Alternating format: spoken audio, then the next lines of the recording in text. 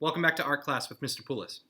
We've been talking about lines and different types of lines. Straight, curved, wavy, zigzag, curly, crazy, right? There's tons of different types of lines.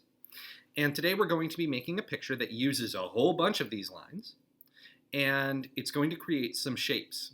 It might not be shapes that we have a name for or that we would recognize right away, but they are shapes.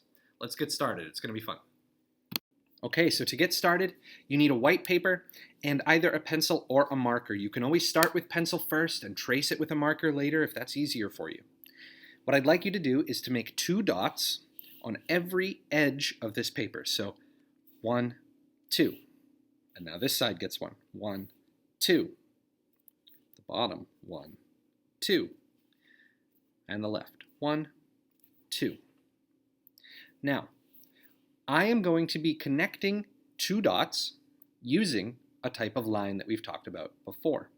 You can copy mine and look exactly like the one that I'm making, or you can connect different dots using different types of lines and yours will look different. That is up to you. Remember, at any point during this video, you can pause it and try and catch up. So the first type of line that we've talked about is straight. So I'm going to pick 2 lines to connect with a straight line, or 2 dots to connect with a straight line. You can use a ruler, or you can just wing it and do your best. I'm just going to do my best. When I try and make a straight line, I like to start far away from my body and pull my whole arm down. It's not perfect, but it's not bad. I'm going to connect 2 other dots using a wavy line.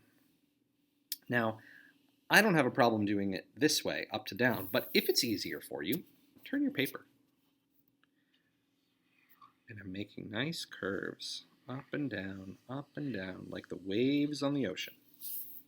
I'm going to connect 2 other lines using a zigzag.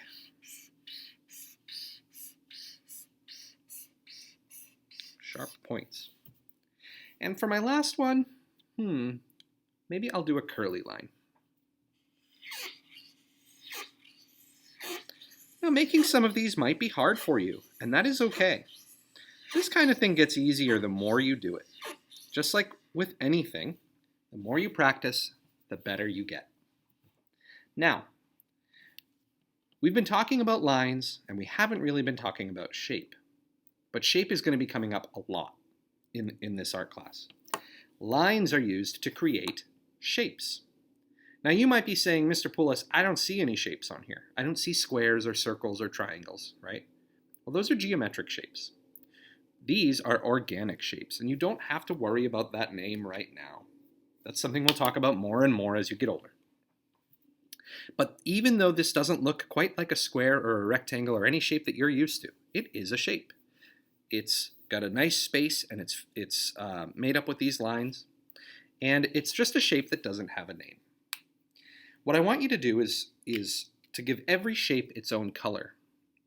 And you can do that with crayon, you can do that with marker, you can even put a little picture in each one of these. You could even make a pattern in each one of these if you'd like. I'm going to fast forward through the coloring section so that you can see what a finished picture looks like.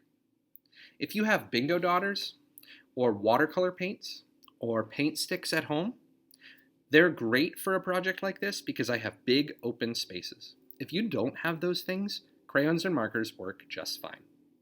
Let's fast forward and see what I come up with.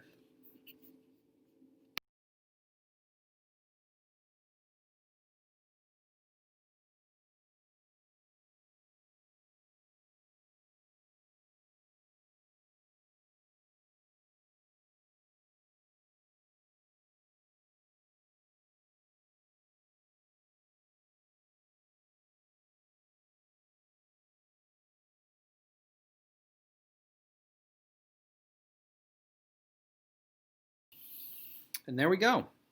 Now, I used bingo daughters, like I said, and if you used markers, bingo daughters, or even watercolors, once it's dry, you can even go back over and create some cool patterns inside of some of these colors. Now, you don't have to, but it is something that you might choose to do.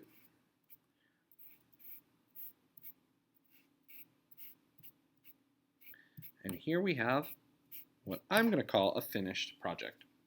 Might look a little bit funny to you on the camera because some of the ink is still drying, but there's very little, if any, white space.